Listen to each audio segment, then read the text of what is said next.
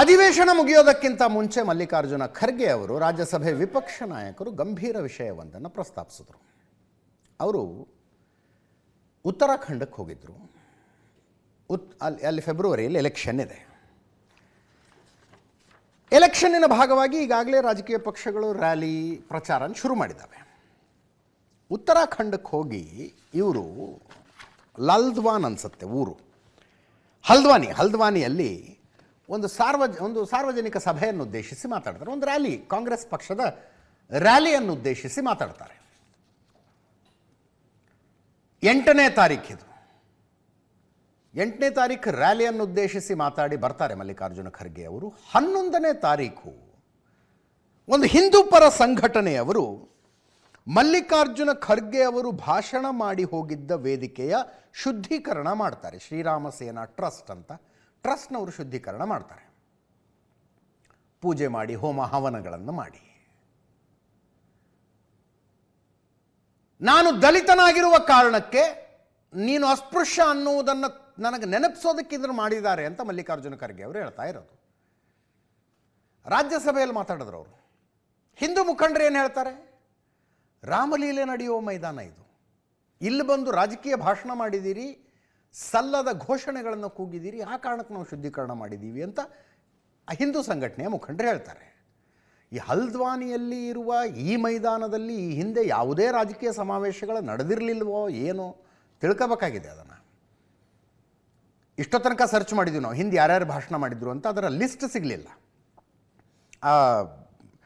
ಶ್ರೀರಾಮ ಸೇನಾ ಟ್ರಸ್ಟ್ನ ಪ್ರತಿನಿಧಿ ಮಾತಾಡಿದ್ದಾರೆ. ಮಲ್ಲಿಕಾರ್ಜುನ ಖರ್ಗೆ ಅವರು ಈ ವಿಷಯವನ್ನು ರಾಜ್ಯಸಭೆಯಲ್ಲಿ ಪ್ರಸ್ತಾಪಿಸಿದ್ರು. ಮನಸ್ಸಿಗೆ ಖೇದ ಆಗಿದೆ ಅವರಿಗೆ. ದಲಿತ ಅನ್ನುವ ಕಾರಣಕ್ಕೆ ಶುದ್ಧೀಕರಣ ಮಾಡಿದ್ದು ಅಂತ ಕೇಳ್ತಾ ಇದ್ದಾರೆ. JP ನಡ್ಡಾ ಅವರು ಮಾತಾಡಿದ್ರು. ಕೇಂದ್ರ ಸಚಿವ JP ನಡ್ಡಾ ಅವರು ಉತ್ತರಾಖಂಡಿಂದನೇ ಬರ್ತಾರೆ. ಈ ಕೃತ್ಯವನ್ನು JP ನಡ್ಡಾ ಅವರೇನು ಸಮರ್ಥನೆ ಮಾಡ್ಕೊಳ್ಳೋಕೆ ಹೋಗಲಿಲ್ಲ. ನನಗೆ ವಿಷಾದ ಅನ್ನಿಸ್ತಾ ಇದೆ, ನನಗೆ ಖೇದ ಅನ್ನಿಸ್ತಾ ಇದೆ, ತನಿಖೆ ಮಾಡಿಸ್ತೀವಿ, ನಾವು ಆ್ಯಕ್ಷನ್ ತಗೊಳ್ತೀವಿ ಅಂದರು. ಮಲ್ಲಿಕಾರ್ಜುನ ಖರ್ಗೆ ಅವರು ಮಾತಾಡಿದ್ದು, JP ನಡ್ಡಾ ಅವರ ಉತ್ತರ. ಅದಕ್ಕೆ ಮಲ್ಲಿಕಾರ್ಜುನ ಖರ್ಗೆ ಅವರು ಮತ್ತೆ ಮಾತಾಡಿದ್ರು. ಎಲ್ಲ ಕೇಳಿಸ್ಕೊಳ್ಳಿ ಒಂದ್ಸಲ. सर, बड़े दुख के साथ कहना पड़ता है, मैं हल्द्वानी में पब्लिक स्पीच में रामलीला मैदान में रामलीला स्टेज पर भाषण किया और लाखों लोग वहां पर थे. उस वक्त मैंने किसी समाज का, किसी धर्म का नाम नहीं लिया. सिर्फ मैं लोगों के समस्याओं को वहां पर बताया. लेकिन मेरे स्पीच होने के बाद कल वो लोग, बीजेपी के लोग सब मिलके हवन करके उस स्टेज का शुद्धिकरण करने का काम किए. ये you might have read in the newspaper. Is it the way in democracy? How you are protecting the constitution? That too, I am a leader of opposition. माननीय खरगे जी ने कहा है, ये सच में बहुत ही दुखदाई विषय है और ये दुखदाई सिर्फ कांग्रेस पार्टी के लिए नहीं, ये दुखदाई हम सब के लिए है.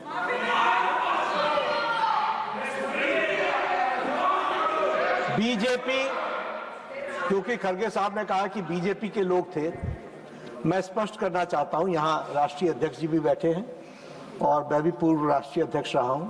BJP does not subscribe to such activities, never.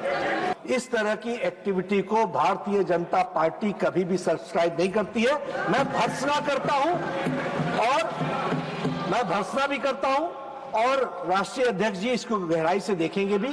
लेकिन आपकी भावनाओं को जो ठेस पहुंची है वो सच में हम सब के लिए खेद का विषय है.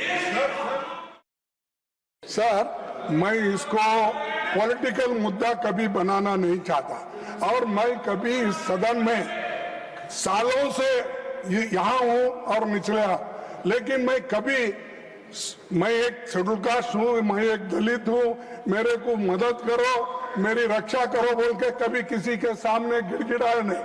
मैं लड़ने की शक्ति है, मैं लड़ता हूँ, लेकिन तुम मुझे अनटचेबिलिटी का ये करके, शुद्धिकरण करके अपमान करते हो.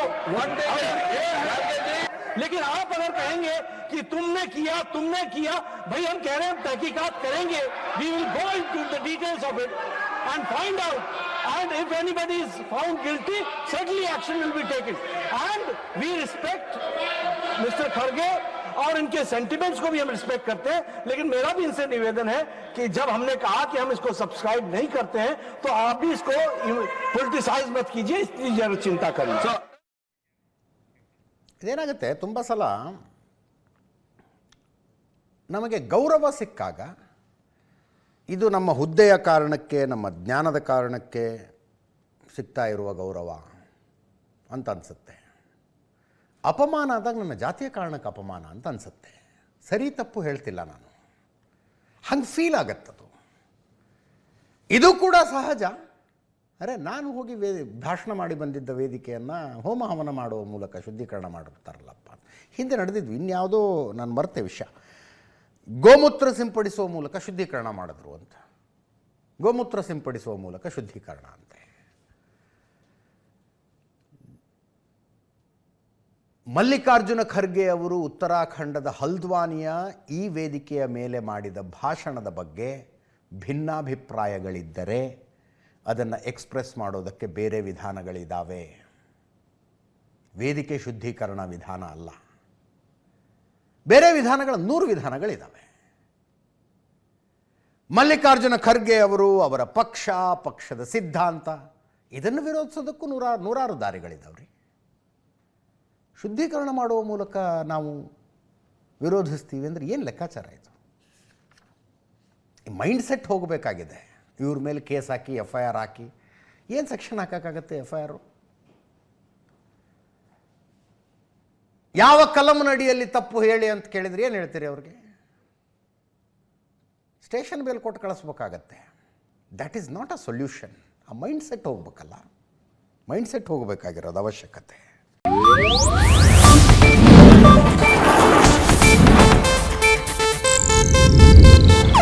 ಇದು ಏಷ್ಯಾನೆಟ್ ನ್ಯೂಸ್ ನೆಟ್ವರ್ಕ್ ಪ್ರಸ್ತುತಿ.